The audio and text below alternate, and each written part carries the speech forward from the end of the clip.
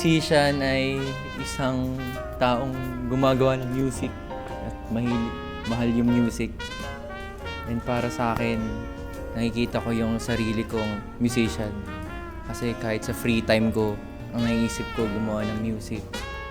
Mako-consider ko yung sarili ko na musikero dahil doon yung lumaki rin ako sa mga pamilya musikero. Tapos, nung nakikita ko yung ginagawa nila, kesa sa ginagawa ng kunyari, bring your parents to school, isa, banker, si tatay ko musikero.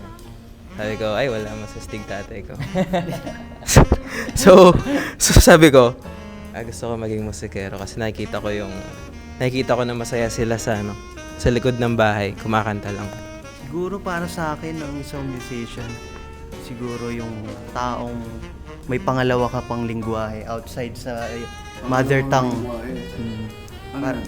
Yung music, para sa akin, pag sinabing musician, parang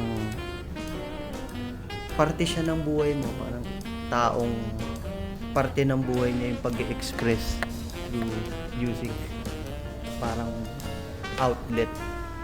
Para sa akin, yung pagiging musikero po, parang nakikita ko tool tayo para ma-express yung mga emotions na hindi, yes po, ma-express yung mga emotions, mga feelings na hindi na-express kadalasan ng mga tao.